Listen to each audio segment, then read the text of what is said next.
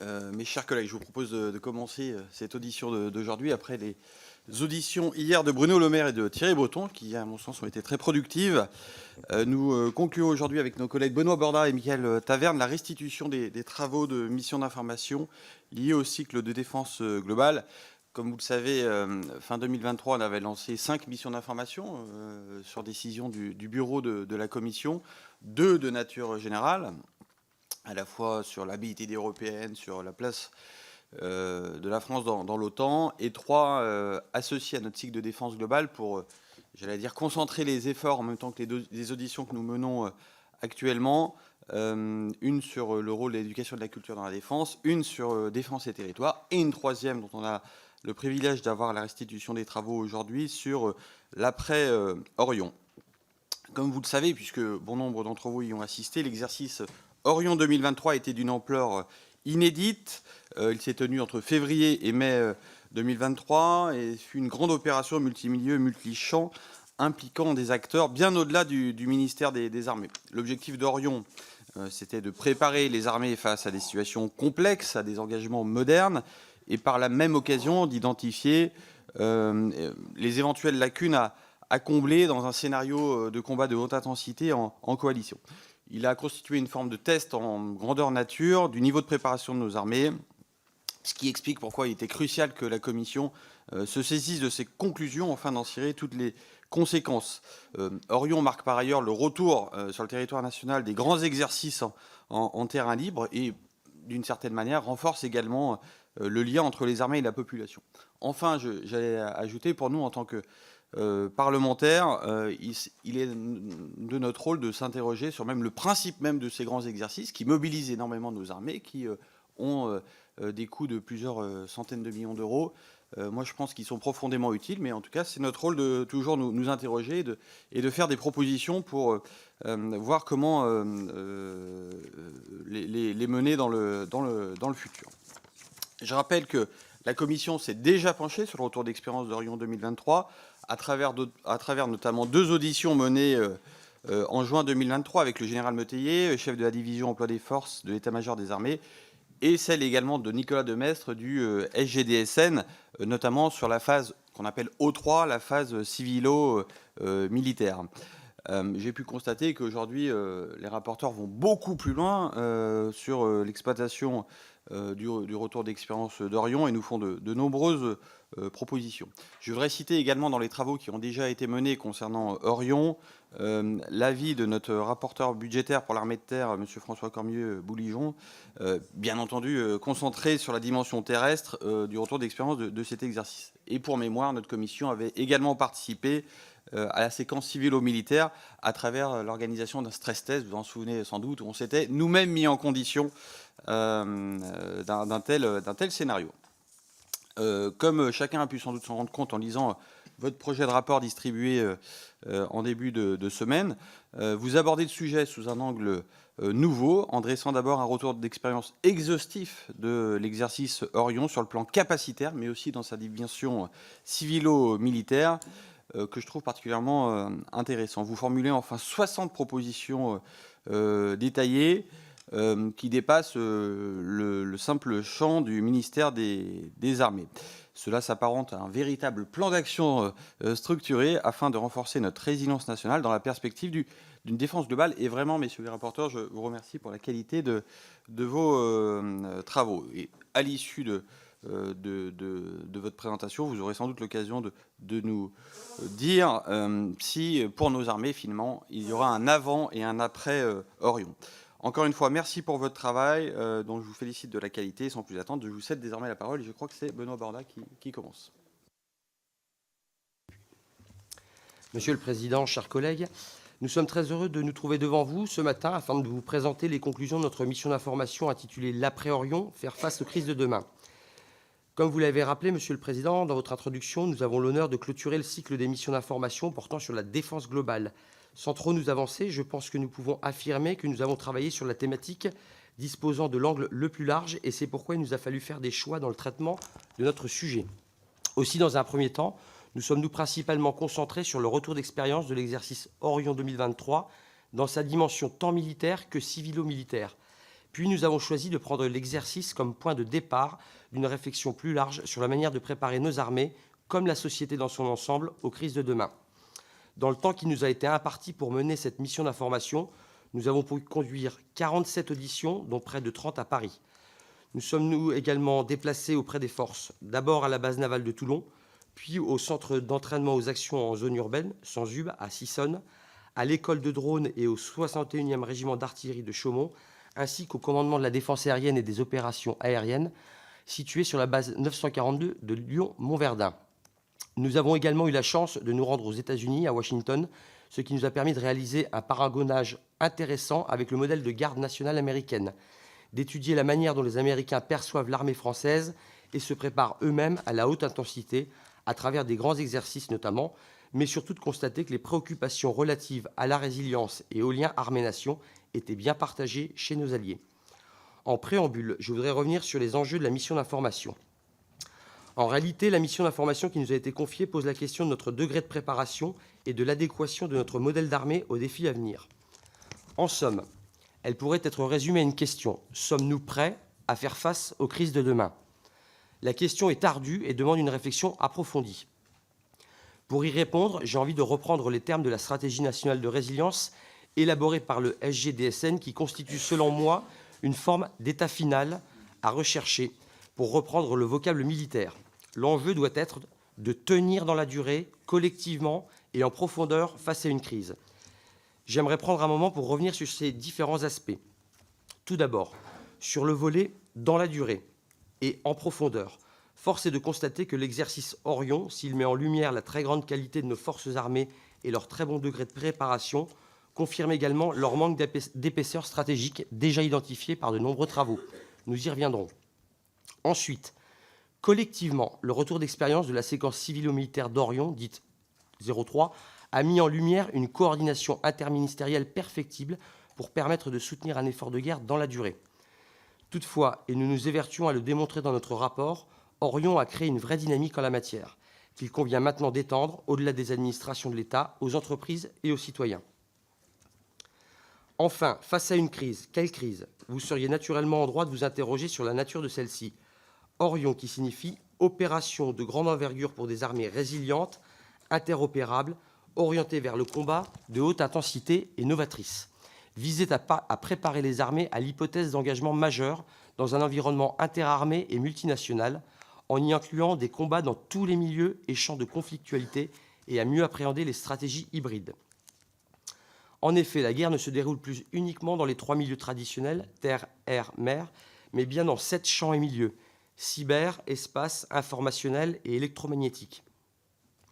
Nous avons dès lors choisi de conserver cette orientation dans nos travaux en y ajoutant une dimension plus prospective afin de tenter d'appréhender les contours des crises de demain.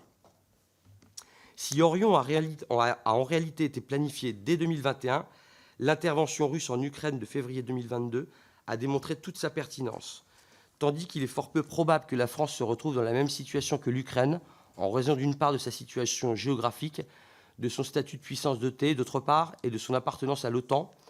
Enfin, il demeure néanmoins essentiel d'entraîner nos forces conventionnelles à faire face à l'hypothèse d'engagement majeur. Orion avait ainsi également une dimension de signalement stratégique à destination de nos alliés et de nos compétiteurs. Le durcissement de nos forces conventionnelles est essentiel à double titre. D'une part, pour contribuer au renforcement de la crédibilité de notre dissuasion dans une logique d'épaulement. D'autre part, parce que les forces conventionnelles doivent être en mesure de faire face à toutes les menaces conduites volontairement en dessous du seuil de la guerre, qui ne pourraient pas justifier le recours à la dissuasion, mais qui viseraient à restreindre notre liberté d'action. J'ajouterai que cette dimension est d'autant plus importante que notre déplacement à Washington nous a permis de toucher du doigt l'urgence de développer une autonomie stratégique européenne, alors que les incertitudes entourant les résultats de la prochaine élection présidentielle américaine font craindre une potentielle remise en cause de l'article 5 de l'OTAN. Aussi peut-on effectivement considérer, comme nous y invite le titre de la mission, qu'il existera un avant et un après Orion, en raison d'une part des enseignements tirés de l'exercice pour notre modèle de défense, et d'autre part de la mise en place d'une nouvelle génération d'exercices militaires majeurs qui auront lieu tous les 3 ans. Orion marque le retour des grands exercices en terrain libre sur le terrain national et vise à démontrer la crédibilité de nos forces, ainsi que leur capacité à assurer le rôle de nation-cadre en coalition face à un engagement majeur, c'est-à-dire à pouvoir commander un dispositif allié. À ce stade, il m'apparaît important de nous attarder un peu plus sur le retour d'expérience militaire d'Orion, puisque l'exercice a été justement pensé comme un révélateur du niveau de préparation des armées face à un engagement majeur. En synthèse, Orion a confirmé sans grande surprise les avantages et les désavantages associés au modèle d'armée complet français. D'une part, le choix d'un modèle d'armée complet permet une grande polyvalence de nos forces, puisqu'il nous a permis de conserver des capacités dans beaucoup de domaines différents, avec certains pôles d'excellence. Nous avons pu constater à cet égard que nos alliés, notamment américains, tenaient l'armée française en haute estime et mettaient en avant son expérience opérationnelle qui en faisait une armée rompue au combat ou au combat province. D'autre part, si nous avons conservé des capacités dans de très nombreux domaines, celles-ci demeurent dans l'ensemble à un niveau échantillonnaire et ne permettent pas de tenir dans la durée. Certains observateurs, comme le journaliste Jean-Dominique Mercier, la qualifient à ce titre d'armée bonsaï dans un récent ouvrage. Ce constat rejoint celui réalisé par nos collègues Jean-Louis Thiriot et Patricia Miralles dans leur rapport sur la haute intensité, mais également celui des chercheurs de la Rand Corporation aux États-Unis que nous avons eu la chance de rencontrer et qui, dès 2021, faisaient le constat d'un allié puissant mais manquant d'épaisseur, selon l'expression consacrée « a strong ally stretched thin ». Ils identifient la France comme manquant de munitions, de pièces de rechange, de soutien et de matériel en quantité suffisante. Si un certain nombre de points du retour d'expérience d'Orion avaient été identifiés dans la loi de programmation militaire 2024-2030, force est de constater que cette dernière, si elle va dans le bon sens, ne va pas drastiquement changer les choses.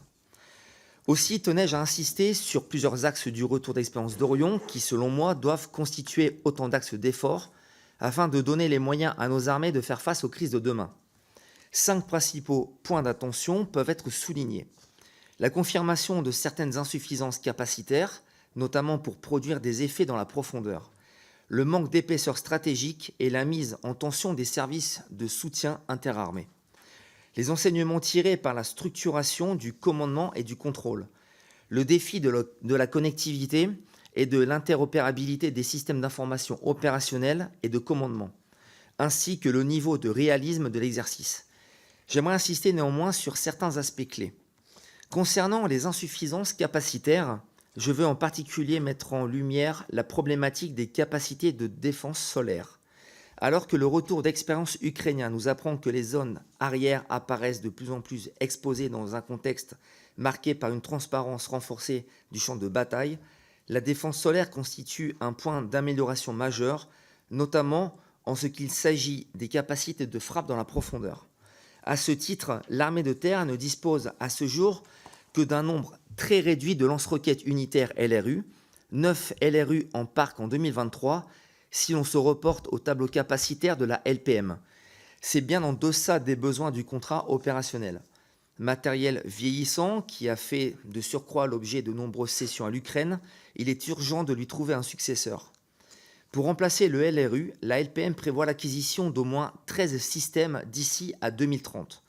Il est urgent d'acquérir rapidement un système souverain et permettant de frapper jusqu'à 150 km, voire 500 km, et salue à ce titre les récentes annonces dans le cadre d'un partenariat d'innovation lancé par la DGA. Compte tenu de l'urgence du sujet, il convient d'accélérer et d'en faire une priorité. S'agissant ensuite du manque d'épaisseur stratégique et la mise en tension des services de soutien interarmés, j'aimerais insister sur la question du soutien sanitaire. Le retour d'expérience du service de santé des armées, SSA, nous indique clairement que le soutien santé apparaît sous-dimensionné en cas de hypothèse d'engagement majeur, tant du point de vue des moyens dont dispose le SSA pour traiter un nombre suffisant de blessés que des difficultés RH que connaît le service. Le SSA a déployé un dispositif de santé d'une capacité d'accueil de 12 blessés en urgence absolue par jour, alors qu'en haute intensité, il faudra s'attendre à des niveaux de perte nettement plus élevés. Le retour d'expérience du service du commissariat des armées, SCA, a également mis en lumière le caractère déterminant des soutiens en cas de déploiement en haute intensité. Le SCA a été très fortement mobilisé. Le poids logistique de la séquence 2 a été équivalent à celui supporté par le SCA pour la mission Aigle en Roumanie. Il apparaît que certaines spécialités techniques, comme les électromécaniciens, frigoristes ou encore les gestionnaires d'approvisionnement, sont apparues en nombre insuffisant. Par ailleurs, nous avons été alertés sur le fait que dans le domaine terrestre, la profondeur logistique, à travers notamment la question du dimensionnement et la modernisation de la flotte de camions tactiques, constitue également un point d'attention important. S'agissant des enseignements tirés pour la structuration du commandement, il ressort de l'exercice que le niveau opératif est le plus pertinent pour orchestrer la synchronisation des effets militaires en multimilieu multichamp M2MC. C'est pourquoi le développement de C2, commandement-contrôle, opératif, et surtout son entraînement constitue un axe de progression important. Or, il apparaît que pendant Orion, et notamment sa deuxième phase, le C2 opératif a été mobilisé sur d'autres tâches, comme l'animation et la consolidation du scénario au détriment de son propre entraînement. Les personnes auditionnées ont également souligné la nécessité de renforcer l'acculturation des forces aux enjeux du combat M2MC, notamment en développant la présence d'officiers de liaison au sein de chaque composante pour renforcer la compréhension des enjeux. Par ailleurs, le lien direct avec le constat précédent, le véritable enjeu dans le domaine du C2, réside également dans le perfectionnement des communications.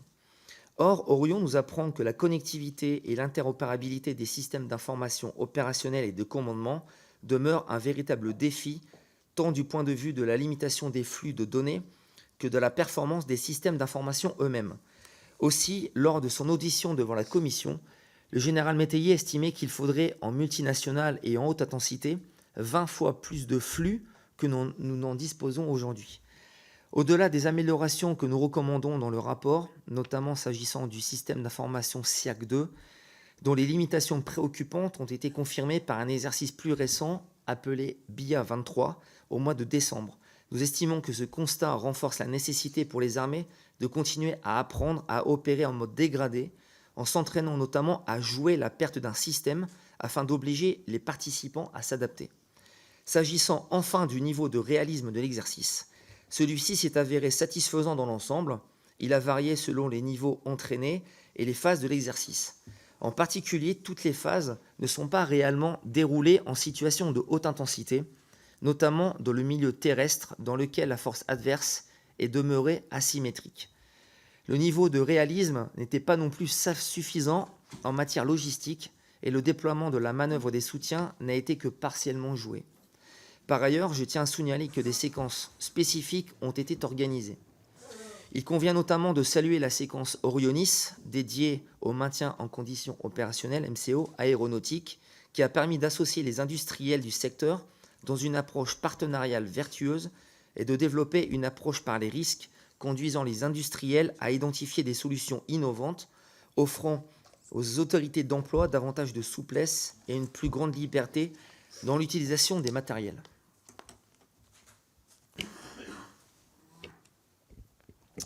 Néanmoins, nous sommes convaincus qu'au-delà de la préparation des armées, l'implication de l'ensemble de la nation sera nécessaire pour faire face aux crises de demain. En effet, il convient d'inverser la logique. Au-delà du niveau d'entraînement des armées, de la performance des systèmes d'armes, un engagement en haute intensité du fait de son ampleur, de sa durée et des stratégies hybrides qui l'accompagneront, générant de potentielles rétroactions sur le territoire national, nécessiterait l'implication de l'ensemble de la nation pour soutenir l'effort militaire. C'est tout l'objet de la phase 3 de l'exercice dite civilo-militaire, qui a démontré la nécessité pour les administrations de se réapproprier les mécanismes civilo-militaires, de renforcer la coordination interministérielle dès le temps de paix et de disposer d'une structure de coordination permanente à travers la réactivation de la Commission interministérielle de défense nationale, CIDN. En somme, quel soutien la nation peut-elle apporter aux armées ? Pour y répondre, 5 groupes de travail ont été créés dès septembre 2022 et ont été confrontés à des scénarios des crises dans les buts d'élaborer des fiches mesures. Permettez-moi de revenir brièvement sur les conclusions tirées des 5 groupes de travail. Tout d'abord, il ressort des conclusions du groupe de travail consacré au soutien national et à l'engagement des armées et des acheminements que le soutien en matière de transport, mais également en matière sanitaire, doit être renforcé.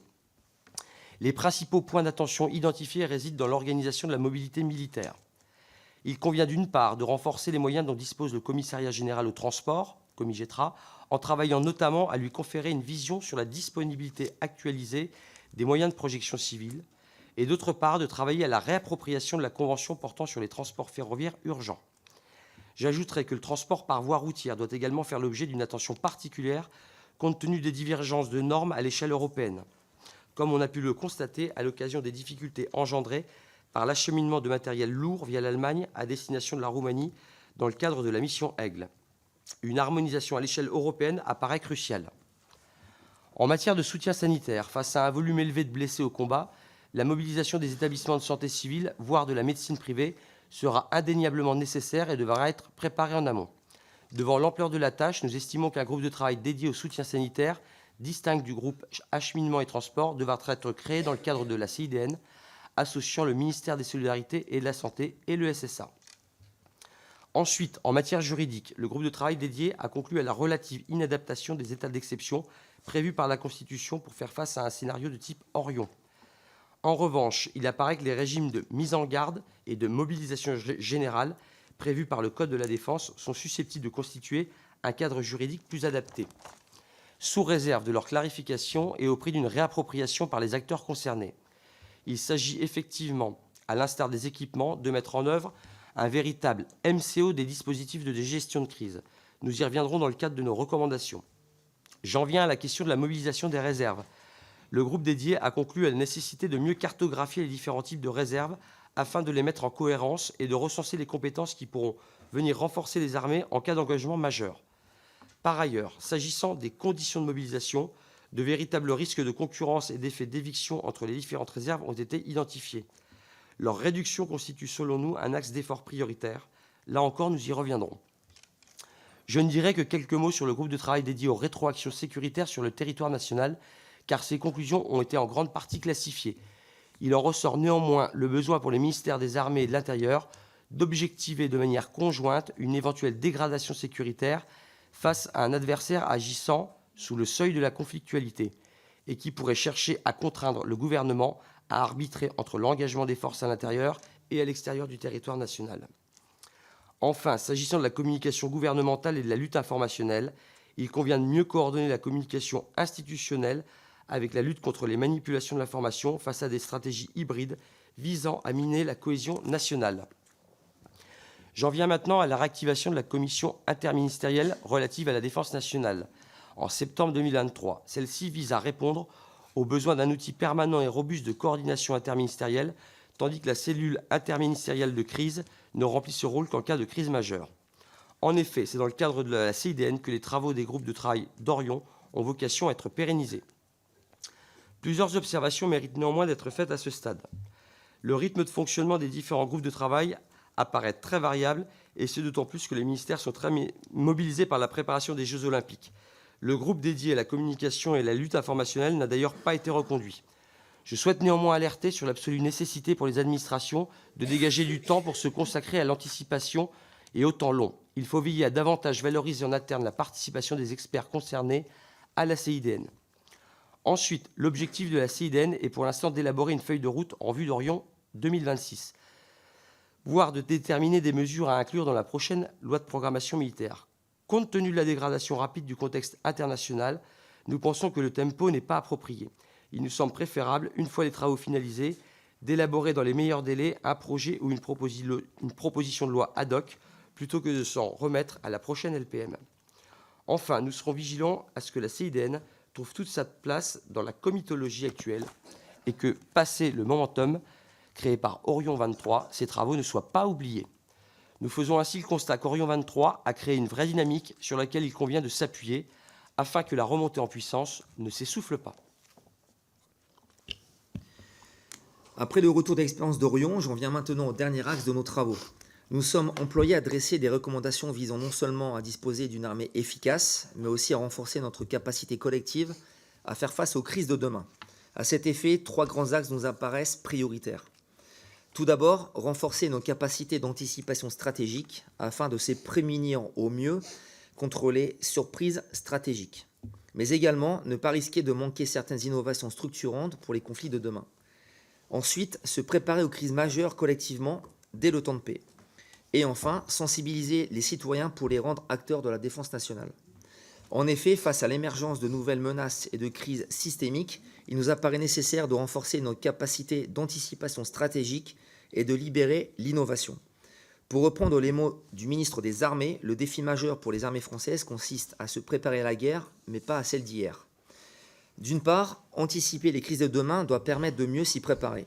Si la surprise stratégique semble devenue inévitable, la préparation des crises en amont doit permettre d'en limiter les conséquences, en se préparant d'abord intellectuellement aux différents types de crises afin d'éviter tout effet de sidération.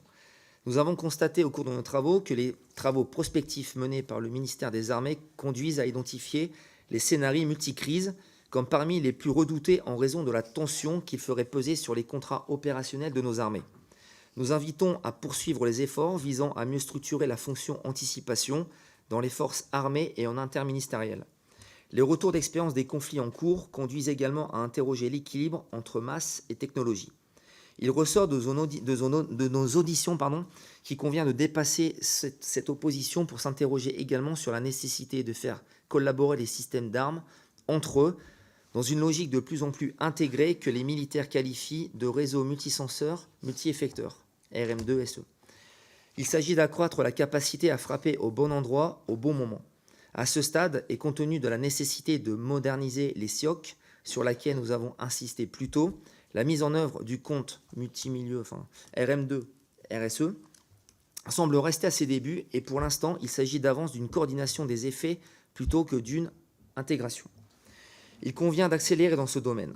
Tout l'enjeu résidera ensuite dans la capacité à étendre ce concept d'abord en interarmée, puis d'y associer les alliés. D'autre part, il convient d'encourager l'innovation. Cette dernière est clé pour éviter le contournement de la supériorité des forces par des technologies de rupture qui n'auraient pas été anticipées.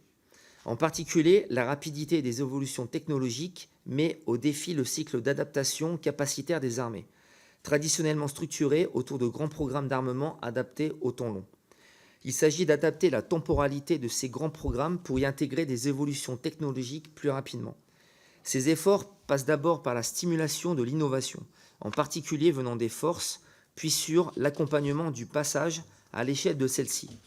Par conséquent, il nous apparaît important de généraliser les initiatives visant à associer les industriels aux grands exercices, tels qu'Orion sur le modèle de l'exercice Capstone aux États-Unis, dans le but de tester et d'expérimenter des innovations plus rapidement et en conditions afin d'accélérer leur éventuelle mise en service dans les forces. Par ailleurs, il convient de privilégier une approche plus incrémentale, permettant d'intégrer l'innovation aux grands programmes de manière progressive, par standard, afin de tenir plus rapidement compte des évolutions technologiques. La logique incrémentale devrait s'accompagner de la promotion d'architectures dites ouvertes, afin de renforcer l'évolutivité des capacités et la mise en réseau des systèmes lorsque celle-ci est possible. Il convient enfin de renforcer l'accès des entreprises à la commande publique. À ce titre, et sans prétendre à l'exhaustivité, je souhaiterais m'attarder sur deux exemples de rupture technologique, les drones et l'intelligence artificielle.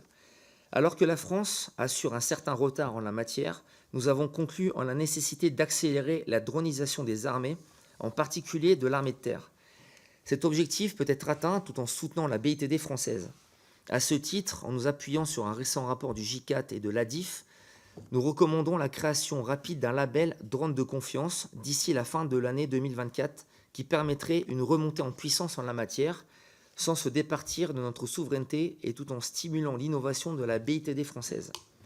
Dans la même logique, et afin d'éviter de reproduire l'écueil des drones dans d'autres domaines d'avenir, il nous apparaît nécessaire d'accélérer l'usage de l'intelligence artificielle au profit des opérations. Je salue à cet égard l'annonce de la création de l'Agence ministérielle pour l'intelligence artificielle de défense, AMIAD. L'IA pourra en effet révolutionner la manière de faire la guerre. Il s'agit d'un véritable accélérateur d'analyse. À terme, l'IA devra permettre la mise en œuvre concrète du concept de RM2SE en permettant de décloisonner l'information et d'assurer son partage en temps contraint à l'ensemble des acteurs. Encore une fois, il convient de mieux accompagner les entreprises innovantes du secteur. J'en viens au deuxième axe, se préparer aux crises majeures dès le temps de paix. Nous considérons que l'affermissement des forces morales de la nation, la mise en place d'un cadre juridique adapté aux nouveaux types de crises ainsi que la mobilisation du secteur privé doivent se préparer dès le temps de paix. En revanche, je tiens à souligner que l'impératif de renforcement des forces morales ne doit pas devenir un argument visant à détourner l'attention du nécessaire réinvestissement dans l'épaisseur de nos forces armées et dans le comblement des lacunes capacitaires que j'ai présentées plus tôt. Dans ce cadre, il ressort de nos travaux qu'il convient de se prémunir du risque d'une banalisation au recours aux forces armées. Ces dernières ne devant être mobilisées qu'en dernier recours, lorsque l'ampleur de la crise et sa nature le justifient. Il ressort de nos auditions, et notamment de nos échanges avec l'historienne Bénédicte Chéron, que le recours parfois abusif à la notion de crise ou de guerre n'est pas sans effet délétère sur la perception de la spécificité militaire qu'ont les citoyens. Cet effet de fait ne doit néanmoins pas dispenser d'une réflexion à froid sur l'articulation entre défense civile et militaire sur le territoire national, ainsi que sur la nécessaire modernisation du concept de défense opérationnelle du territoire, DOT. En un mot, il convient d'être collectivement conscient du fait que l'armée ne peut tout, ce qui implique de renforcer la résilience de l'ensemble de la nation. Cela passe notamment par le nécessaire respect de la règle dite des 4 I pour déterminer de la pertinence de l'engagement des armées sur le territoire national, voire de penser sa réversibilité qui permettrait de renforcer les armées par les forces vives de la nation en dernier recours, lorsque la situation le justifierait, au moins d'une réserve opérationnelle entraînée et prête à l'emploi. À ce titre, la transformation de la mission Sentinelle vers une posture plus réactive pourrait être expérimentée, plus déployée, afin de redonner des marges de manœuvre à l'armée de terre. Cela implique également de rénover le concept de défense opérationnelle du territoire qui, pensé dans le contexte spécifique de la guerre froide, apparaît aujourd'hui inadapté aux nouvelles menaces et peu opérant. Cette réflexion doit être menée au-delà du seul périmètre des armées et associer les forces de sécurité intérieure et de défense civile, notamment les sapeurs-pompiers, qui doivent être associés aux exercices d'OTEX. Nous avons en effet constaté lors de nos travaux que le concept demeurait méconnu et porteur de nombreuses incertitudes dans cette mise en œuvre. Il est dès lors nécessaire de clarifier les seuils d'engagement, les zones de compétences, la répartition des missions entre les différentes forces, ainsi que les mécanismes de coordination adéquates afin de parvenir à une vision partagée en cas de déclenchement des mesures non permanentes de la dot. Par ailleurs, disposer d'un cadre juridique adapté à l'évolution des menaces et d'un dispositif de réserve opérationnelle mobilisable en cas de besoin constitue également des déterminants importants dans la préparation des crises de demain. Compte tenu du retour d'expérience d'Orion, nous sommes convaincus de la nécessité de clarifier les régimes d'exception existants et les conditions de mobilisation des réserves. Si la LPM 2024-2030 a permis certaines avancées, des risques de concurrence, voire d'effet d'éviction entre les différentes réserves perdurent. Aussi sommes-nous favorables à une plus grande harmonisation des statuts des différentes réserves d'une part, à la mise en œuvre sur pied d'une gouvernance plus centralisée d'autre part, mission qui pourrait être confiée à la garde nationale, et enfin à la mise en place d'une démarche de sincérisation des effectifs mobilisables, en commençant par la réserve de sécurité nationale. Il ressort également des auditions menées qu'il existe un véritable besoin commun aux différents employeurs de réservistes de disposer d'un système d'information permettant de recenser les compétences civiles des réservistes. La création d'un outil numérique de gestion de l'ensemble des réserves nous apparaît dès lors comme une piste d'amélioration notable. Enfin, s'agissant du cadre juridique, nous sommes favorables à confier à la CIDN une nouvelle mission visant à établir un référentiel des différents stades d'alerte gradués sur le modèle de Vigipirate. Ce référentiel partagé en interministériel, qui pourrait être appelé Vigidéfense, associerait à chaque niveau de menace les différents dispositifs mobilisables. Cette nouvelle mission irait de pair avec la rénovation des régimes de mise en garde et de mobilisation générale suggérés par le retour d'expérience d'Orion. Au-delà du renforcement de l'État, l'apport du secteur privé et des citoyens doit également être pris en compte. En effet, dans le contexte d'un engagement hybride, il est fort probable que pour empêcher l'engagement de durée, l'ennemi s'attaquera aux moyens de régénération de la force, et y compris à la BITD et à sa chaîne de sous-traitance. Il apparaît donc crucial de poursuivre et d'accélérer la mise en place de la démarche économie de guerre. Nous proposons d'ailleurs de l'étendre au concept de base industrielle de combat, tel que préconisé par le SGDSN, qui inclurait l'ensemble des composantes nécessaires au maintien d'un effort de guerre dans la durée. J'ajouterai qu'il convient d'étudier la complémentarité offerte par les entreprises de services de sécurité et de défense pour libérer du temps militaire.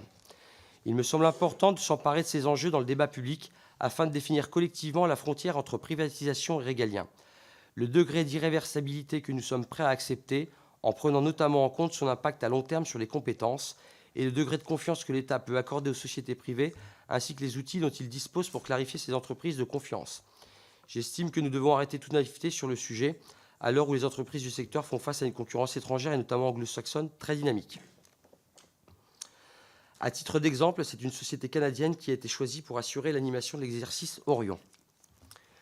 Ceci m'amène à mon deuxième point, la nécessité de sensibiliser et de responsabiliser les citoyens pour les rendre acteurs de la défense nationale. Il ressort des auditions que nous avons menées qu'en cas de conflit, l'ennemi cherchera à entamer la confiance de la nation dans la capacité des décideurs à gérer la crise et à désolidariser la population des pouvoirs politiques. Aussi, tandis que les politiques de défense sont historiquement centrées sur l'action de l'État, nous sommes convaincus qu'il convient maintenant de travailler à l'information, l'éducation et à la mobilisation des citoyens, sans oublier la formation des acteurs de la gestion de crise, au premier rang desquels les élus locaux, qui seront en première ligne en cas de crise majeure. Tout d'abord, nous estimons que la transparence vis-à-vis des citoyens est clé pour renforcer la résilience de la nation. En nous appuyant sur les travaux des chercheurs qui pointent le risque d'une relative déconnexion entre les perceptions des armées et celles des citoyens, voire d'une forme de dissonance cognitive, dans un contexte où notre statut de puissance dotée peut donner l'illusion d'un faux sentiment d'immunité, nous estimons qu'il convient de partager avec les citoyens les principaux scénarios d'adversité anticipés par les armées. Ces scénarios, qui pourraient notamment être présentés lors de la Journée nationale de résilience, devraient comprendre une description claire de la menace anticipée et du rôle attendu des différents acteurs de la société, dans l'hypothèse où la crise surviendrait effectivement.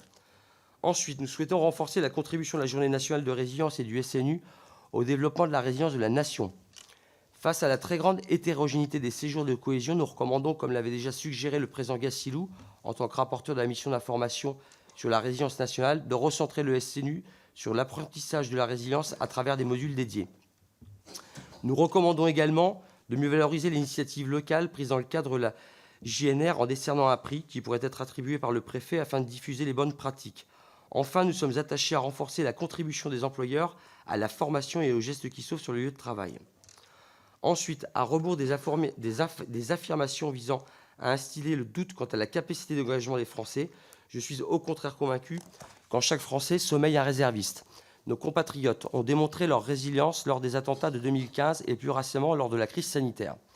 Pour accompagner ce désir d'engagement, nous soulignons la nécessité de publier au plus vite le plan réserve 2035 et de prendre les décrets d'application relatifs aux dispositions de la LPM 2024-30 qui visaient à faciliter la montée en puissance des réservistes. Il convient à tout prix de sortir de la logique purement quantitative du doublement de la réserve pour aller vers une définition précise des finalités opérationnelles recherchées, ainsi que vers une refonte de la doctrine d'emploi associée. Je tiens à souligner que cela suppose de se donner les moyens humains et matériels de nos ambitions. Actuellement, il n'existe pas de budget dédié pour les réserves et le financement d'un plan d'équipement et de formation n'est pas bien identifié. L'effort doit maintenant porter sur le financement de l'activité et de l'équipement des réserves, sans que celui-ci soit réalisé au détriment de l'active. Par ailleurs, nous appelons de nos voeux la création d'une plateforme s'apparentant à un guichet unique de l'engagement qui permettrait d'orienter les citoyens qui manifestent leur volonté de s'engager. En dernier lieu, face à la multiplication des stratégies de désinformation, nous estimons que la sensibilisation des populations et le développement de l'esprit critique devraient constituer des axes prioritaires de la prochaine stratégie nationale de lutte contre les manipulations de l'information, actuellement en cours d'élaboration. Enfin, et ce sera mon dernier point, intéressons-nous maintenant à Orion 2026. Nous proposons dans notre rapport un certain nombre d'améliorations. Toutefois, si l'exercice constituera un jalon important, je tiens à rappeler qu'Orion 26 demeure avant tout un entraînement militaire à visée opérationnelle dont la portée ne doit pas être surestimée. Nous recommandons notamment de renforcer le réalisme de l'exercice en définissant des espaces d'exercice plus adaptés et en accordant plus d'importance à l'entraînement des services de soutien. En particulier, nous proposons que le scénario de l'exercice soit réalisé par la Red Team Défense plutôt qu'externalisé. Proposons de renforcer la prise en compte des enjeux M2MC à travers notamment la mise en place d'une force adverse de nouvelle génération, mieux équipée et aguerrie au combat M2MC pour mettre davantage en tension les forces alliées. Proposons de reproduire la phase interministérielle qui devra constituer un jalon essentiel pour les travaux de la CIDN. Nous estimons par ailleurs que les missions de la CIDN pourraient être étendues au passage en revue des normes civiles qu'il pourrait être envisagé de rendre dérogatoires pour les armées. Il s'agirait ainsi de réaffirmer la spécificité de la défense nationale. Proposons d'associer davantage d'acteurs à l'exercice. D'une part, il convient de rassembler la gendarmerie nationale, les forces de sécurité intérieure et les sapeurs-pompiers afin de s'entraîner à la mise en œuvre concrète de la DOT, voire réfléchir à inclure les collectivités territoriales ainsi que certains opérateurs d'importance vitale. D'autre part, Orion 26 doit constituer l'opportunité de tester des innovations avant leur mise en service dans les forces et de réaliser un stress test pour la mise en œuvre de la démarche économie de guerre. Enfin, il nous apparaît souhaitable de mieux articuler les prochaines éditions de l'exercice avec les exercices de programmation comme la LPM, tout en renforçant la transparence quant au retour d'expérience de l'exercice en produisant par exemple un document de synthèse à destination de la représentation nationale. Il pourrait être envisagé de nommer à la tête des chantiers jugés prioritaires un officier général responsable de coordonner la mise en œuvre des principales conclusions du retour d'expérience d'Orion et de rendre compte de l'avancement de ces travaux. En guise de conclusion, j'aimerais à nouveau souligner que si la dissuasion nucléaire protège nos intérêts vitaux, elle ne saurait nous protéger contre l'ensemble des menaces, et en particulier contre les stratégies de contournement par le bas de la dissuasion. Cette prise de conscience suppose un réarmement matériel comme intellectuel. Le principe d'épaulement entre forces conventionnelles et non conventionnelles et par là même la nécessité de renforcer l'épaisseur de nos forces conventionnelles, comme l'a démontré Orion 2023, est redevenu d'autant plus central que nos compétiteurs chercheront par des stratégies hybrides à limiter notre liberté d'action. Aussi, face à la question posée en introduction, sommes-nous prêts pour faire face aux crises de demain? Nous voulons croire à la dynamique de remontée en puissance insufflée par Orion 23 et tenons à réaffirmer la nécessité de cultiver l'adaptabilité de notre outil de défense et la résilience d'ensemble de la nation. Avant de conclure, je voudrais remercier Benoît pour le travail réalisé. C'est une belle expérience humaine, professionnelle. Et je voudrais également remercier Graziella Arafi pour son travail, son professionnalisme. Donc nous en avons terminé et nous tenons bien évidemment à votre disposition pour d'éventuelles questions. Merci. Écoutez, merci à tous les deux pour la présentation des conclusions de votre rapport. Je voudrais saluer également le travail de votre administratrice Graziella Arafi qui a vraiment fait un travail important à vos côtés. Je vous invite, mes chers collègues, à lire ce rapport dans les prochaines semaines, en complément de la première lecture que vous avez pu avoir. On est toujours partagé à la lecture de ce genre de rapport, à la fois satisfait de l'excellence de nos armées et également conscient des défis qui restent à relever. Je pense que notre responsabilité à nous, en tant que parlementaires, c'est à la fois d'en tirer les conclusions dans les moyens qu'on donne aux armées, et notamment l'A2PM sera l'occasion de revenir sur les questions que vous abordez, à la fois sur les choix capacitaires, à la fois sur les arbitrages masse technologie, sur la connectivité, sur les réserves. Est-ce que effectivement la trajectoire qui est proposée est bien conforme à l'ambition? Mais au-delà de cette approche capacitaire pour nos forces, il est particulièrement important, à mon sens, qu'on contribue à entretenir la dynamique civilo-militaire, puisque vous savez qu'après ce genre d'exercice, on prend toujours des bons engagements et que petit à petit, le quotidien, parfois, reprend ses droits et les engagements qu'on a pu prendre peuvent petit à petit s'amenuiser. Et notamment, moi, je tiens à l'importance de la CIDN, la Commission interministérielle de la Défense nationale, dirigée par le Premier ministre ou son directeur de cabinet, pour vraiment être l'instance pour trancher tout le quotidien de l'interministérialité des questions de défense, ce qui me semble particulièrement important. Et donc, votre mission d'information, en tout cas vos rapports, donnent des pistes extrêmement intéressantes pour mobiliser le système. Vous avez parlé notamment du soutien médical. On aura prochainement l'audition du ministre de la Santé. Ce sera l'occasion, sur la base de votre rapport, de le questionner pour connaître le niveau de mobilisation de son ministère en matière de support médical des forces en cas de crise majeure. Et chacun d'entre nous, chaque groupe aura l'occasion de s'exprimer également au travers du rapport qui sera remis à la fin de notre cycle pour qu'on contribue ensemble à une défense globale, à une culture de défense. Peut-être un dernier point, mes chers collègues, également, pour vous donner quelques éléments du calendrier législatif, puisque aujourd'hui, comme vous le savez, on a le vote de la PPL sur les ingerences étrangères, qui est un premier acte important dans le cadre de la défense globale. Vous avez parlé du groupe de travail sur la communication stratégique et les rétroactions qu'ils peuvent avoir sur le territoire national. On aura dans les prochains mois également un projet de loi qui sera présenté par le gouvernement de transposition de directives européennes à la fois sur la résilience des entités critiques et sur NIS 2, projet de loi qui est actuellement à l'étude au Sénat au travers d'une commission spéciale et qui arrivera sans doute à la rentrée à l'Assemblée. Et puis, à l'échelle de la Commission, sur la base des conclusions à la fois de notre cycle et des missions d'information, on pourrait se poser la question également au second semestre de la pertinence de construire une PPL transpartisane pour, j'allais dire, être un vecteur pour proposer à nos collègues les principales dispositions et propositions qui feront suite à nos travaux. On aura l'occasion de se reposer cette question d'ici l'été. On pourra en parler notamment dans le cadre du bureau. Voilà, je vous propose maintenant de prendre les interventions des orateurs de groupe. Pour le groupe Rassemblement National, la parole est à Caroline Colombier. Merci, Monsieur le Président. Messieurs les rapporteurs, mes chers collègues. Tout d'abord, au nom de mon groupe Rassemblement National, je tenais à vous remercier pour l'étendue de vos travaux concernant l'exercice Orion. Au bout de votre mission d'information, nous parvenons à avoir une photographie pertinente de nos forces, mais aussi de faiblesses dans l'hypothèse d'un engagement majeur de la France dans un conflit de haute intensité.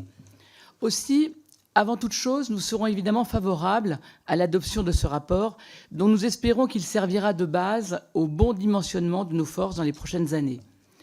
Nous aimerions toutefois avoir des précisions quant au matériel de l'armée de terre.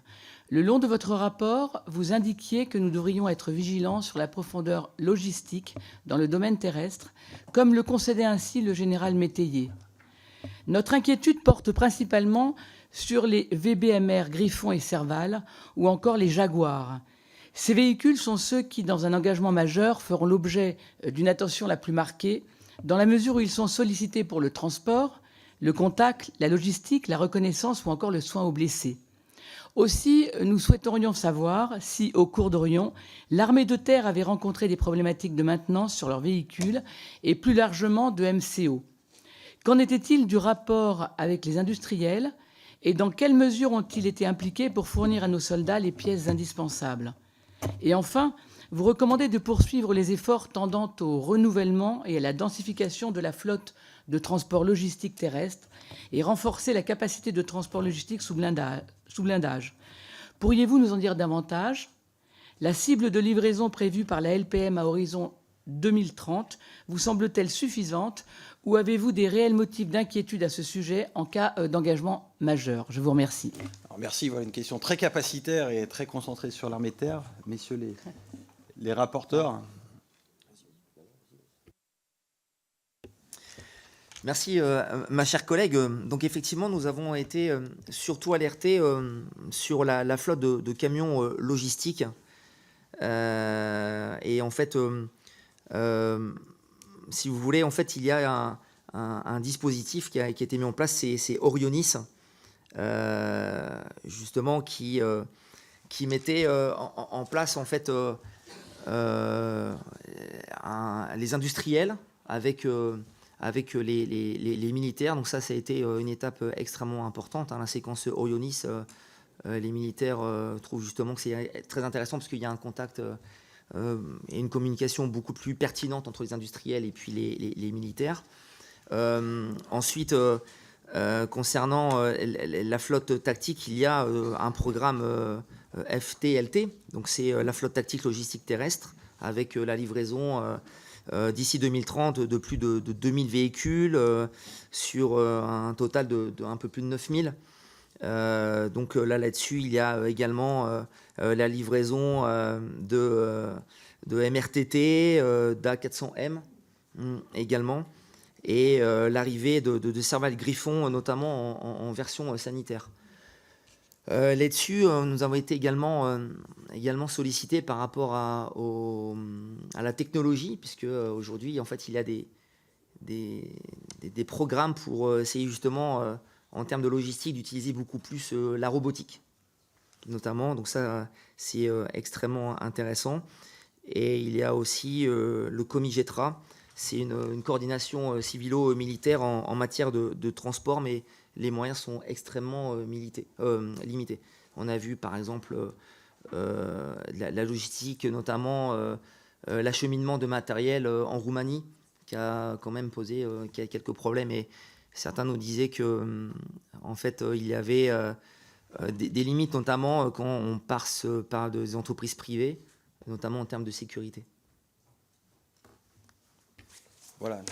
Voilà pour cette réponse. Effectivement, il y a les moyens capacitaires et on pourra creuser le sujet à l'occasion de l'A2PM. Notamment, il y a de nombreux appels d'offres qui sont en cours, à la fois sur le transport logistique, sur les camions-citernes, sur les capacités de franchissement.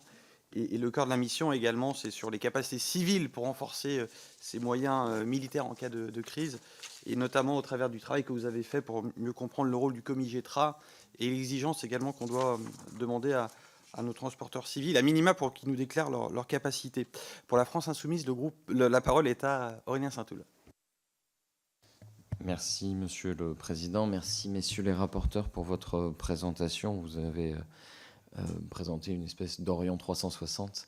Vous avez creusé de nombreux sujets et mis en lumière certains points que nous avions abordés, notamment pendant les débats sur la loi de programmation militaire. J'entends les échos de certaines inquiétudes que mon groupe avait exprimées, notamment par exemple au sujet du SSA.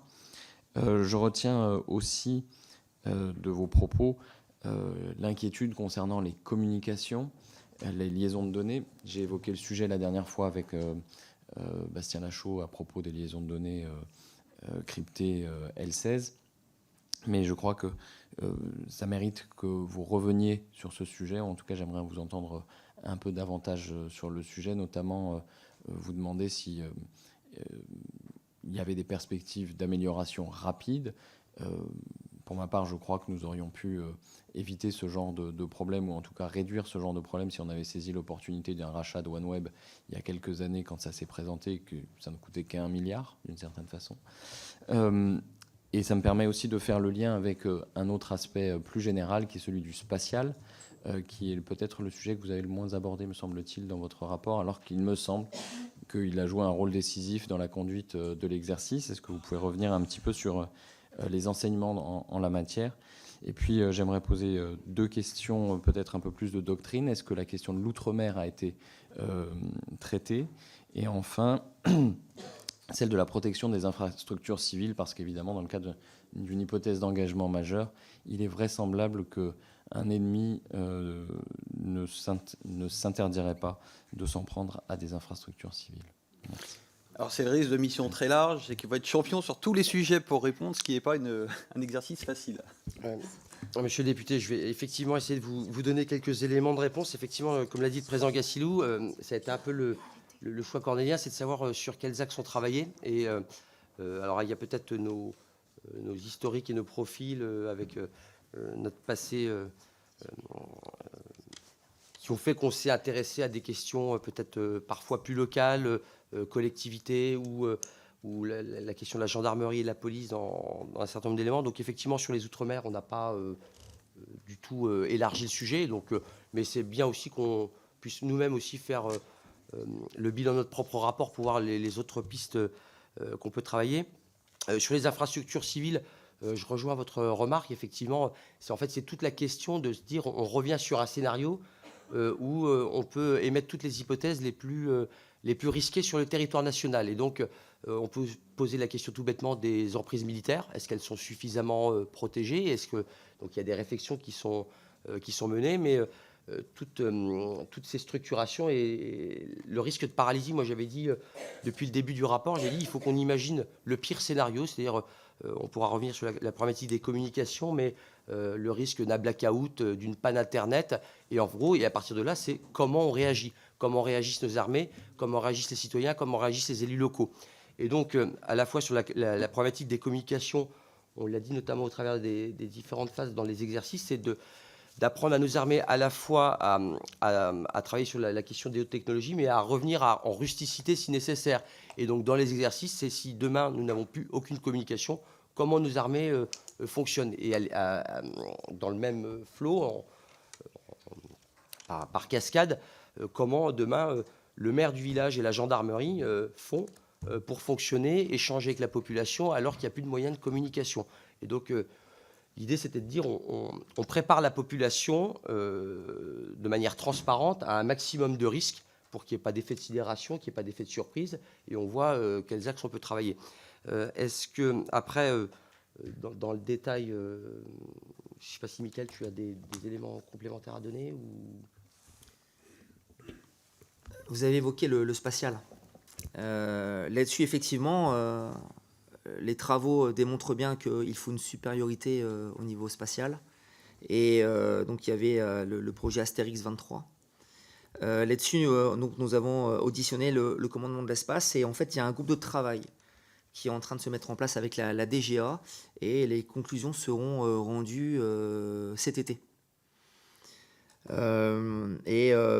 Ensuite, il y a effectivement, il faut franchir un pas supplémentaire en termes notamment de conflictualité et de préparation opérationnelle. Et ils essayent vraiment, notamment c'est vraiment le projet Orion 2026, c'est de complexifier en fait les communications et de voir si vraiment le défi spatial est relevé. C'est vraiment un challenge pour Orion 2026. C'est vraiment par rapport à ce projet Astérix 23 et d'avoir vraiment la supériorité spatiale. Mais comme je le disais, un groupe de travail a été créé et donc les conclusions seront rendues cet été. Merci, messieurs les rapporteurs. Pour le groupe Renaissance, la parole est à Denis Bernard. Monsieur le Président, Monsieur les rapporteurs, chers collègues, permettez-moi tout d'abord d'exprimer au nom du groupe Renaissance notre gratitude pour vos propos introductifs et puis pour votre rapport. Attendez, j'ai juste un problème de... Je ne sais pas ce qui se passe. Pardon, attendez. J'ai juste un problème technique avec mon... Bon, je vais prendre... Piratage cyber en... Comment ? Piratage cyber en ouais, direct. C'est ça, en direct. Ah, c'est une bonne expression, il faut faire plus avec le numérique, mais continuez à savoir faire sans. Ou les qu'on passe à un autre... Non, il faut juste que j'ouvre ailleurs, parce que j'ai... Excusez-moi, je vais y arriver. Voilà. Donc je vous remercie effectivement pour votre rapport et la synthèse que vous venez de présenter. Dans un monde en mouvement où les menaces sont omniprésentes et les milieux pluriels, l'intégration des forces de réserve dans la société civile revêt une importance capitale. Comme vous l'avez rappelé, les récédentes crises que vous avez évoquées ont clairement démontré la capacité et la volonté des citoyens à se mobiliser en période de besoin. Et ça, c'est quand même très positif. Cet élan citoyen soulève néanmoins une question. Comment pouvons-nous canaliser cette énergie en période de paix afin de mieux préparer notre nation aux défis futurs, y compris les éventuels conflits armés qui pourraient survenir ?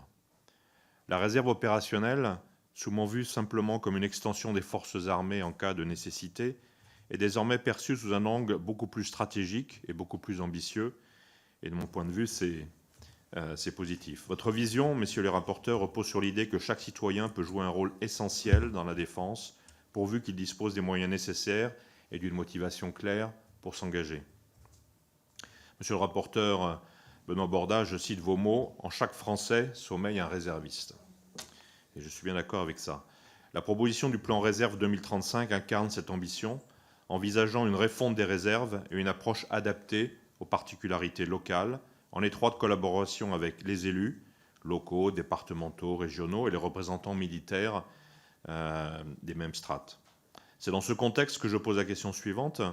Comment pouvons-nous, nous tous, transformer l'engagement citoyen spontané en une force durable, concrétisant ainsi la vision de la réserve comme un lien solide entre la nation et ses forces armées, renforçant ainsi la préparation nationale de nos concitoyens aux crises futures.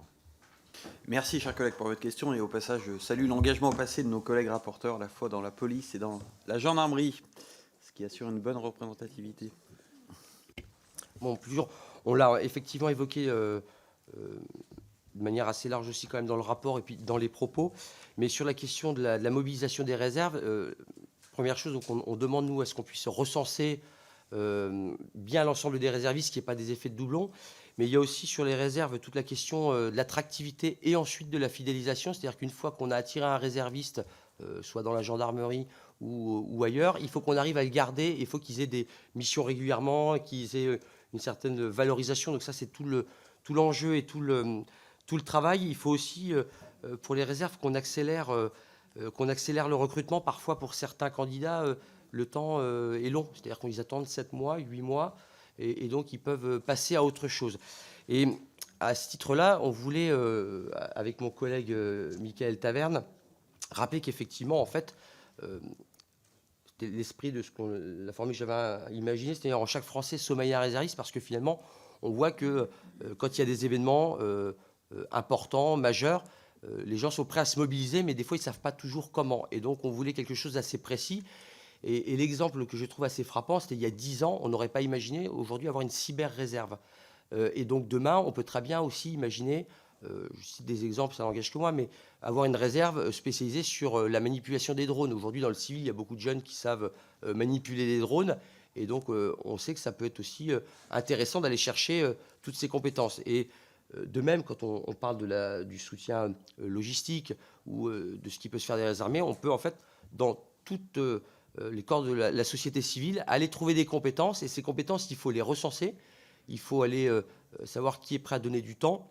Et ensuite, une fois qu'ils sont recensés, il faut surtout penser à régulièrement les voir, les rencontrer ou les mobiliser, parce que de toute manière, on les perdra. Donc voilà, l'idée, c'était d'avoir une plateforme, recenser, éviter les doublons, et puis se dire qu'en fait, la vision des réserves, c'est pas uniquement avoir un treillis et puis partir au front, mais c'est aussi tout un tas de missions annexes de soutien ou même administratifs qui peuvent se faire et que les Français, on l'a vu dans les derniers sondages d'opinion, en fait, il y a beaucoup de jeunes qui sont prêts à s'engager, beaucoup de Français qui sont prêts à s'engager, et donc il faut, je pense, je dirais, surfer un peu sur cette volonté qu'on a dans le pays.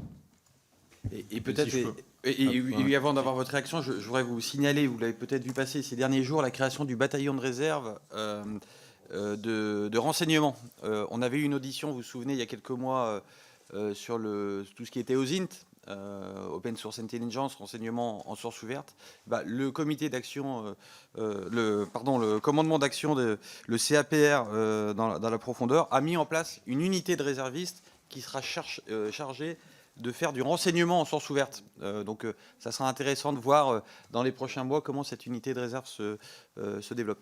Chers collègues. Non, je voulais juste rajouter, monsieur le rapporteur, un petit point peut-être pratique, alors que j'ai vécu moi personnellement, mais aussi des personnes dans mon entourage.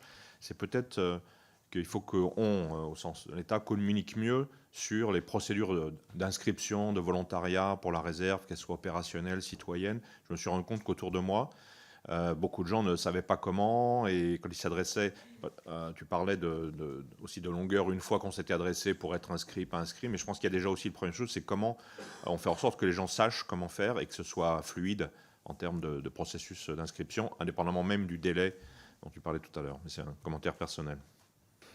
Très bien, merci. Pour le groupe Les Républicains, la parole est à Jean-Louis Thiriot. Merci, Monsieur le Président. Merci, chers collègues, pour cette mission d'information qui donne un retour terrain sur un certain nombre d'éléments que nous avons, je crois, tous pu ressentir de manière intuitive. Et ce que vous évoquiez sur la DSA, sur la logistique, lorsque j'avais été embarqué avec le 12e cuir sur la manœuvre Orion, on le rencontrait et on le percevait directement. Deux questions à vous poser, l'une capacitaire et budgétaire, une deuxième sur la DOT. Vous avez évoqué quelques manques capacitaires clairs, DSA, frappe dans la profondeur, logistique. Est-ce que vous êtes en mesure d'évaluer le volume que ça représente? Vous savez que j'avais fait aussi une mission sur la DSA. Vous avez cité la mission que j'avais faite avec Patricia Mirles, mais il y en a une avec Natalia Pouzireff sur la DSA. Qu'est-ce qui manque? Qu'est-ce que vous recommandez? Nous nous en sommes rendus compte dans l'exercice quand il était joué. On a eu effectivement des unités qui se sont fait taper parce que tout simplement, il n'y avait pas de DSA basse couche. Quel volume? Quels moyens? Est-ce que vous pensez qu'à budget constant, on peut le faire, ou que ça veut dire qu'il faut mettre davantage au titre de la LPM? Je rappelle que nous avons voté une LPM qui est définie comme un minimum, donc c'est aussi notre rôle de parlementaire de se poser la question. Idem pour la réserve, je crois qu'on est tous convaincus ici qu'il faut davantage d'efforts sur la réserve, mais une réserve ne fonctionne bien que si l'on s'en sert et si on ne la démotive pas.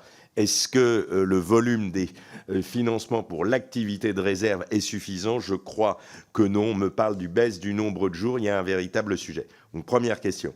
Deuxième question, vous avez évoqué un sujet qui m'est cher, la DOT, la défense opérationnelle du territoire. Vous avez aussi, et je tiens à vous en remercier, évoqué qu'on ne devait pas utiliser les armées à toutes les sauces, que la règle des 4I est importante. C'est régulièrement le sujet dans lequel s'engouffrent tous les démagogues. Dès qu'il y a un problème, on veut envoyer la Légion dans les quartiers. Je crois que c'est vraiment bien de l'avoir rappelé de manière transpartisane. Donc, quel axe d'amélioration législative ou opérationnelle vous verriez sur la DOT? Merci, messieurs. Messieurs les rapporteurs. Alors merci, mon cher collègue. C'est vrai que la DOT, voilà, c'est un sujet ô combien important. Donc on parlait des réserves. Alors il n'y a pas vraiment de sujet un vrai sujet sur le financement, mais il n'y a pas vraiment de budget dédié en fait sur vraiment le budget en ce qui concerne la réserve. Ensuite. Effectivement, sur la DSA, il n'y avait pas assez de Mamba, par exemple. Il n'y en avait qu'un. Donc là, effectivement, pour Orion, il n'y en avait qu'un qui était déployé. Le système Parade aussi. Donc là-dessus, effectivement, on manque un peu de capacité. Et là-dessus, on a vraiment besoin de s'entraîner aussi à la mise en œuvre vraiment d'une DOT.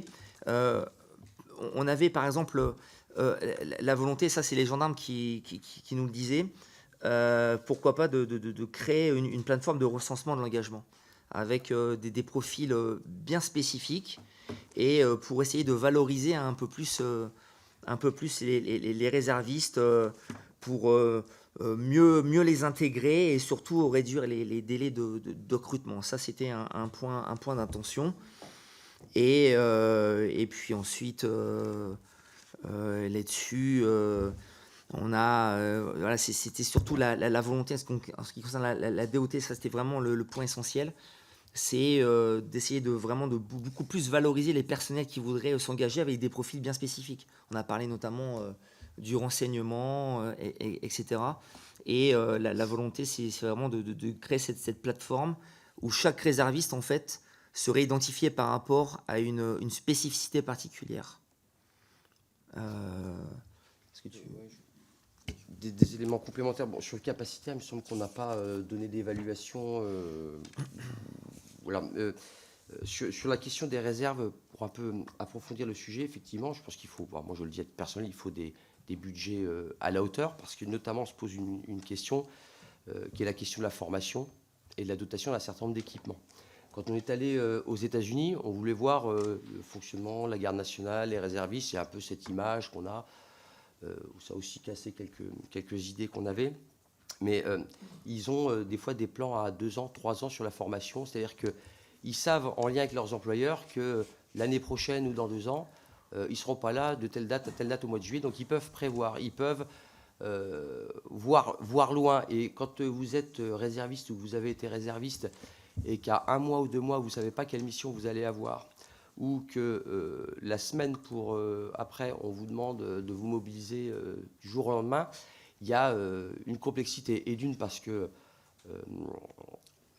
l'organisation n'est pas forcément idéale, et parce qu'en plus, de l'autre côté aussi, nous, les employeurs, on a quand même une marge réduite pour que les entreprises libèrent leurs réservistes. Donc ça, c'était aussi l'objet des propositions qu'on avait, c'était que en cas d'engagement majeur ou de grosse mobilisation, que les employeurs puissent lâcher, on va dire, les réservistes. Mais il y a aussi toute la question, effectivement, c'est ce qu'on disait avec mon collègue Michael Taverne, des budgets dédiés à la formation, aux équipements des matériels, parce que là, passer finalement les Jeux Olympiques où les réservistes sont fortement mobilisés, il ne s'agit pas au 1er septembre d'arrêter les missions. Il va falloir continuer à proposer du volume de missions et régulièrement. Et c'est ce qui fera qu'on gardera des réservistes en permanence et formés. Et sur le concept de la dot, On a évoqué le fait de la moderniser, donc je ne sais pas si nous, et c'était aussi l'objectif du travail, Monsieur le Président Gassiliou, c'était de voir dans quelle mesure on pouvait proposer un certain nombre de choses qu'on pourrait aborder via une proposition de loi ou un projet de loi. Et donc là, c'est tout le travail peut-être de la Commission défense, et c'est de voir comment on peut travailler de manière législative sur ces sujets. Très bien. Non, je voulais simplement dire Non, je voulais simplement dire excellente idée de travailler sur ce sujet. Eh bien, très bien. On a un peu de travail devant nous. Pour le groupe démocrate, la parole est à Jean-Pierre Cubert-Tafon. Le président, messieurs les rapporteurs, au nom de mon groupe, je vous remercie pour la qualité des conclusions de cette mission d'information. Je remplace Sabine Tillet qui a eu un empêchement de dernière minute. Initié en 2021, l'exercice à grande échelle, Orion, a eu une résonance particulière avec le déclenchement de la guerre en Ukraine par la Russie. D'abord par le scénario qui rappelle dans ses différentes phases le soutien militaire de la Russie aux milices séparatistes du Donbass avant que le conflit ne se transforme en véritable guerre de haute intensité impliquant directement les deux armées régulières. Puis par le mode opératoire avec un engagement important de la Russie dans un combat multi-milieux et multi-champs. Comme le souligne le rapport que vous nous présentez aujourd'hui, cet exercice était l'occasion pour le commandement de la cyberdéfense de s'impliquer avec les trois armées dans une dimension multi-milieux et multi-champs impliquant les trois niveaux de lutte cyber, la lutte offensive, défensive et d'influence. Au-delà de l'opératif militaire, quel a été le degré d'implication des structures civiles dans l'exercice Orion et leur capacité à répondre à la menace cyber? Je pense aux services publics, aux entreprises d'importance vitale ou non, et aux collectivités locales qui subissent, même en temps de paix, régulièrement des attaques cyber. Ma collègue Sabine Tillet s'est rendue il y a quelques semaines en Estonie, où elle a pu observer que 99% des services publics et privés sont numérisés dans un pays qui, en 2007, a subi une cyberattaque majeure de la Russie qui toucha le Parlement, les ministères, les banques, les médias. L'Estonie avait été si profondément touchée qu'elle ira jusqu'à invoquer l'article 5 du traité de l'Atlantique Nord. La frontière entre civils et militaires peut être très mince quand on évoque les cyberattaques. Quelles leçons ont été tirées de l'exercice Orion concernant la résilience de nos systèmes d'information et la coordination cyber entre les services civils et militaires face aux cyberattaques? Enfin, quelles améliorations envisagez-vous pour davantage augmenter le réalisme lors du prochain exercice en 2026? Je vous remercie. Merci, messieurs les rapporteurs. Oui, effectivement, dans un premier temps, moi, peut-être vous répondre sur la partie avec le côté civilo-militaire et les exercices. C'est justement ce qu'on a souligné et qu'on souhaiterait pour Orion 26, et qui était un peu l'objet de notre rapport, c'était d'associer les OIV, les collectivités et les entreprises, et que dans le cadre de l'exercice, on puisse carrément avoir des collectivités qui fassent partie du test. Je voyais dans ma ville à Dijon, il existe des journées complètes dédiées à des formations, des simulations attentats. On pourrait très bien imaginer que des communes, des collectivités soient associées à cet exercice pour aussi réhabituer les citoyens, les habitants à voir nos armées, parce que des fois, je ne sais pas si vous, c'est ce qu'on avait souligné aussi dans certains territoires, quand vous avez plus de régiments, plus de militaires, et le jour où vous avez des convois qui passent, les gens se posent des questions, sont inquiets. Et donc, je pense que habituer le citoyen français à revoir du kaki et du militaire, c'est aussi une bonne chose. Voilà. Peut-être, Mickaël, est-ce que toi, tu veux compléter sur l'autre point? En fait, merci. En fait, c'est une question extrêmement intéressante. On a notamment évoqué le ComCyber avec le SGDSN, la lutte informationnelle et la désinformation. Il y a également la lutte informatique offensive. Mais il n'y a pas eu véritablement de jeu de la part et avec les collectivités territoriales. En fait, c'est toujours un challenge. Et c'est vraiment, c'est surtout en fait le côté militaire qui a été engagé, le rétex cyber, mais en fait pour eux c'est toujours en fait un challenge de pouvoir répondre efficacement à la lutte informationnelle, la désinformation, etc. Donc c'est surtout en fait la valorisation du ComCyber, et il y a toujours en fait une évolution là-dessus. Ils se sont d'ailleurs rendus à Lyon-Verdun, mais c'était surtout pour communiquer, faire de la pédagogie, etc. Et ils nous ont dit que bien évidemment, le ComCyber ne peut pas agir tout seul. Il a également l'engagement de la nation pour vérifier les informations avant de partager, de publier. C'est surtout sur ce point-là que nous insistons. Merci. J'ai été saisi de 3 questions complémentaires. La parole est à Alexandra Martin. Merci, Monsieur le Président. Alors, effectivement, la condition d'une bonne mobilisation est la résilience. Et j'aime beaucoup cette idée de plateforme, de portail unique qui recenserait et centraliserait toutes les offres d'engagement pour les citoyens qui le souhaitent. Moi, j'ai la conviction que la résilience citoyenne, elle commence à s'apprendre très tôt auprès de nos enfants. Je ne crois pas à la généralisation du SNU pour plusieurs raisons. Aussi, je propose depuis longtemps un parcours citoyen universel au collège, et en fait de transformer les cours de MC en une matière à part entière, qui soit vivante. Et je propose également, par exemple, de généraliser les classes défense en option, bien sûr, dans les collèges. Voilà, j'aimerais avoir votre avis sur ces propositions et sur ces parcours qui amèneront nos citoyens, les Français, demain.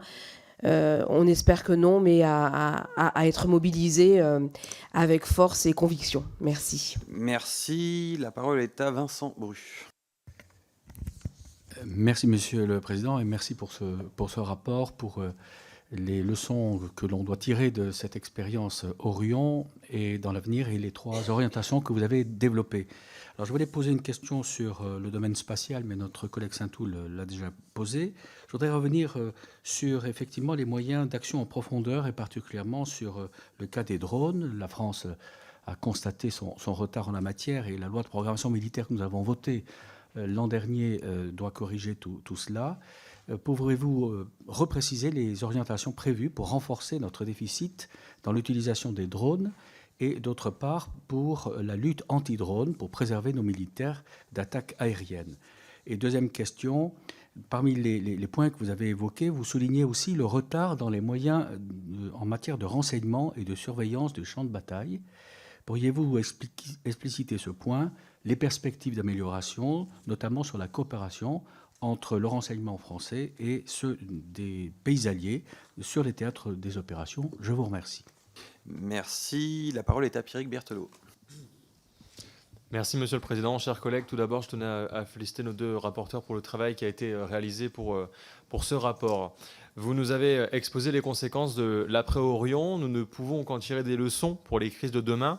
Mon propos sera centré sur l'enjeu de massification de notre armée globale révélé par vos travaux.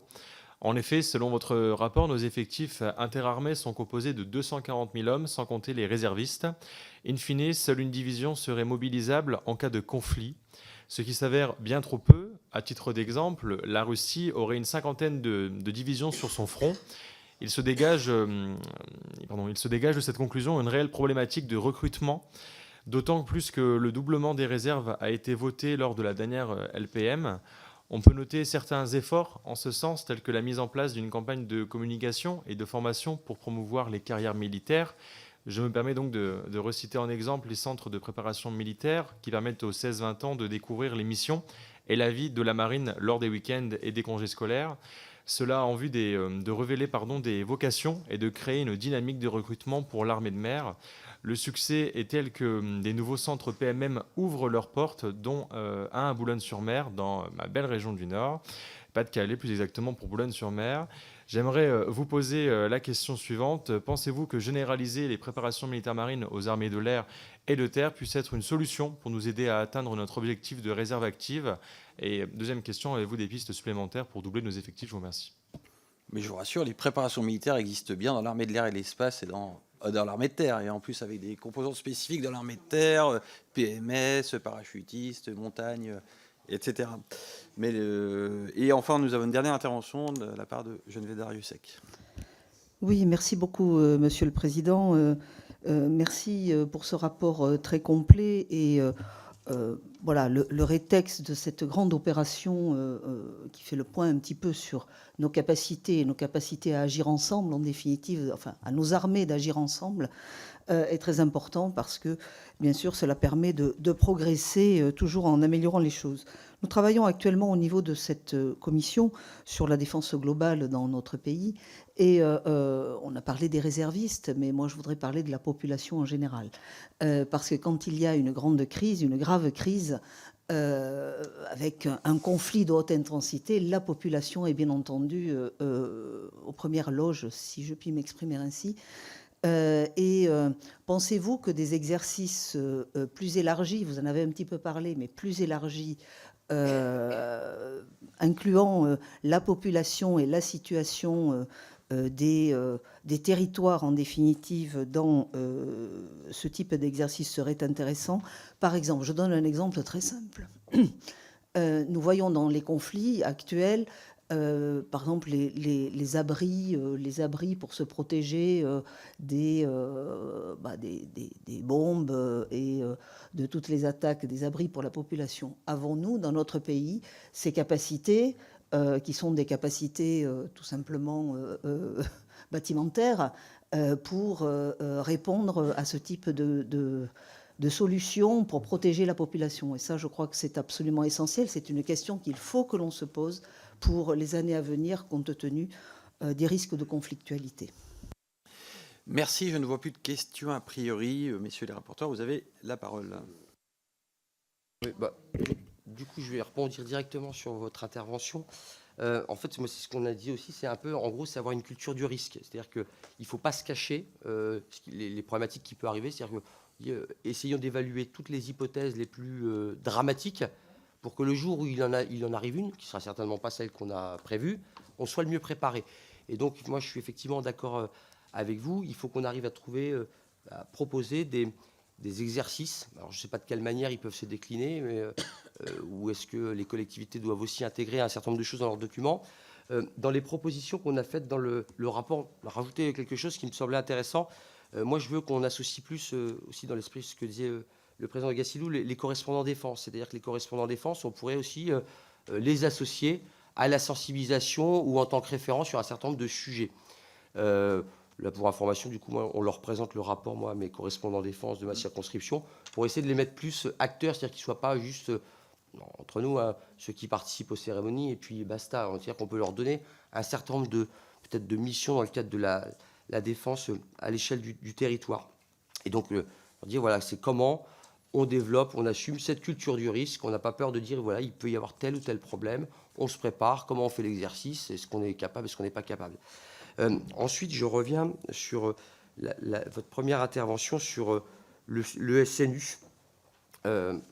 Parenthèse, moi j'ai un avis personnel, je suis très favorable au SNU, mais alors je suis très favorable à un SNU volontaire. Je pense qu'à partir du moment où on le rend obligatoire, on va casser la dynamique. On va mélanger des jeunes qui ne veulent pas avec des jeunes qui veulent. Ça ne va pas faire la même sauce et ce ne sera pas le même encadrement.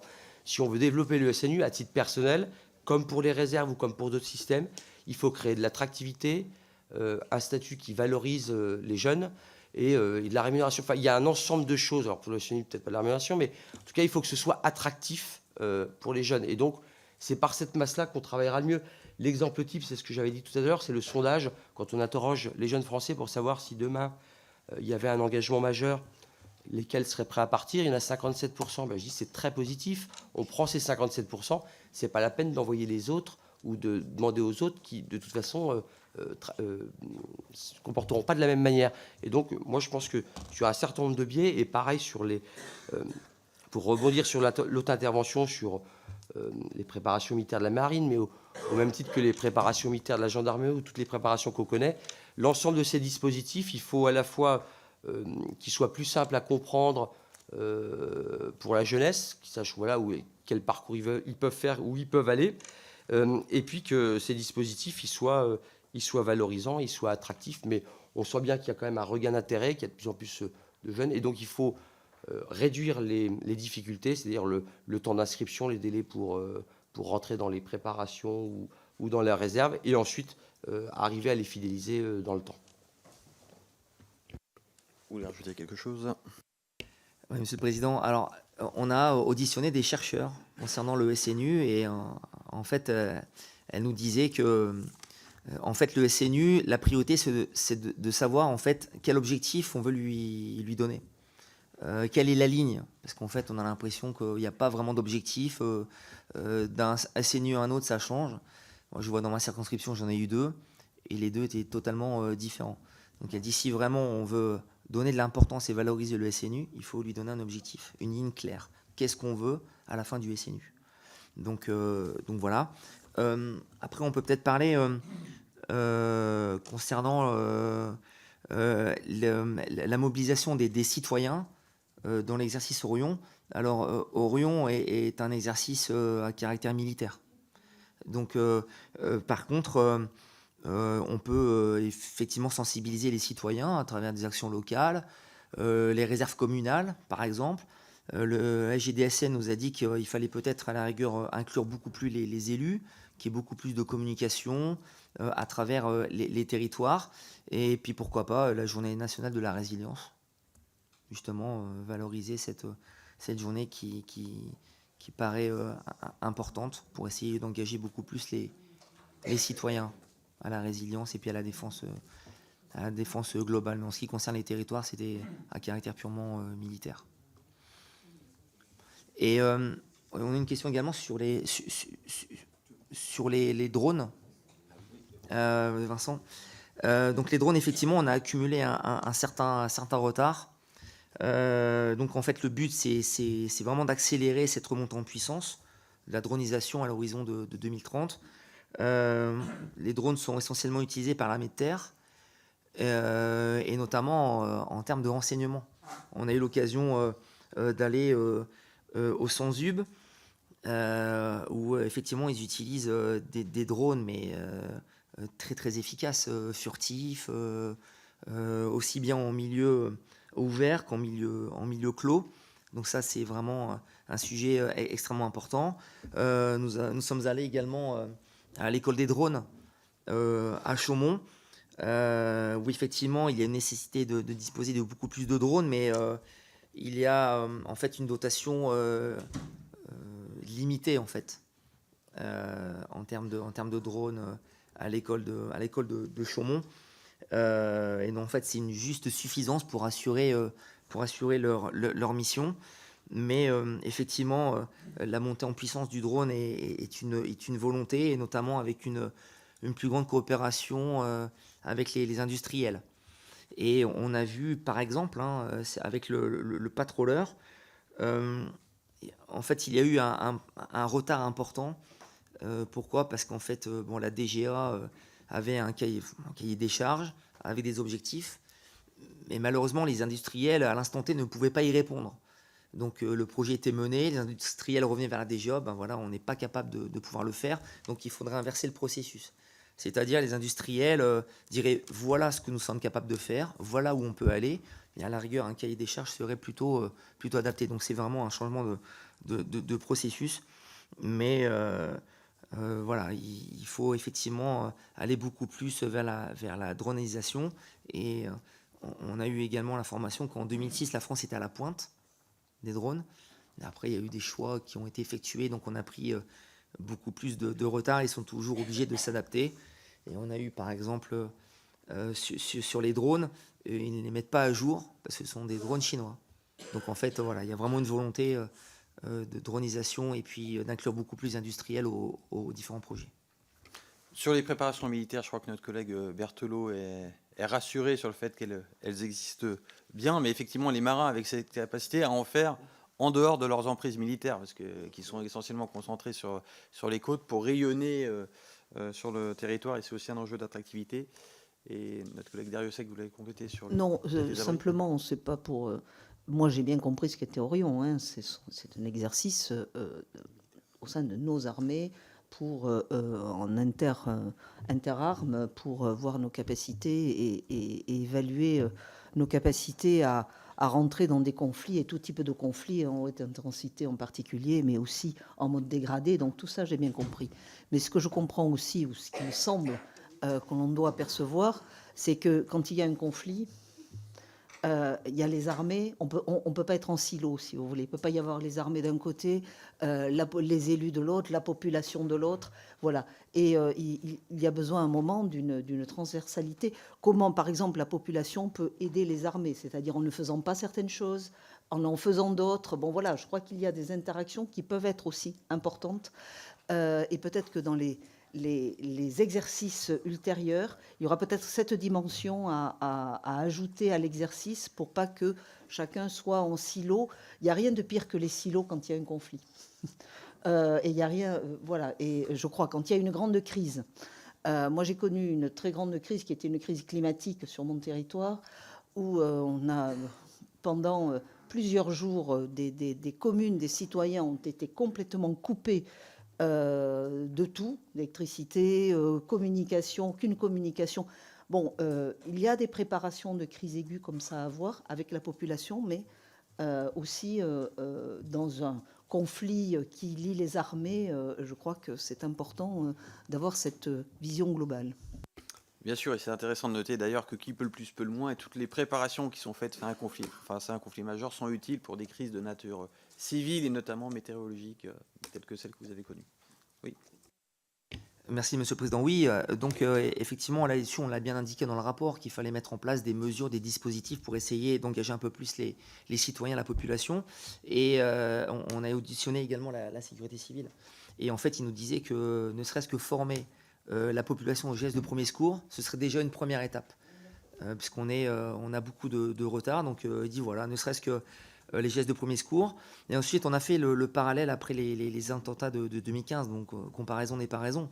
Mais il y a des dispositifs qui ont été mis en place, et les profs ont été sensibilisés, les élèves aussi, avec une doctrine en cas de mouvement ou de périple meurtrier.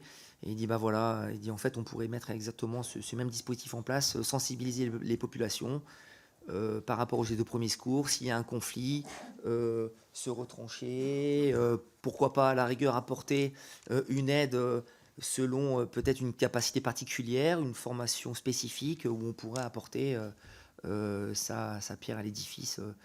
C'est pour ça que je parlais de journée de la résilience, par exemple. Une question qu'on pourrait se poser, notamment, c'est sur la pertinence de distribuer un livret de résilience aux habitants, tel que le font les Scandinaves, ne serait-ce que pour indiquer un peu les réserves en eau et en nourriture pour tenir 48 heures, et indiquer quelques gestes réflexes par ailleurs. Voilà, en tout cas, je ne vois plus de demande d'intervention, donc il me reste, messieurs les rapporteurs, à vous remercier à nouveau pour votre important travail, et vous souhaitez intervenir, et la présentation de vos conclusions ce matin qui nous montre encore le chemin à parcourir. Mes chers collègues, je vais vous demander maintenant de voter pour la publication du rapport. Est-ce qu'il y a des oppositions, des abstentions? Je n'en vois pas, merci. Vous rappelez le programme de fin de semaine, notamment en matière de défense, avec demain un déplacement en Normandie dans le cadre des cérémonies du 6 juin. Vous êtes nombreux à y participer, et merci. Et vendredi matin, l'accueil du président Zelensky, donc à l'Assemblée nationale et en particulier dans l'hémicycle. Et nous nous retrouverons également mardi prochain à 16h30 pour l'audition de Frédéric Valletoux, ministre de la Santé. Vous nous avez donné une bonne introduction pour le questionner, pour connaître le niveau de mobilisation du ministère de la Santé en matière de soutien médical en cas de crise majeure. Merci et bonne fin de matinée à tous.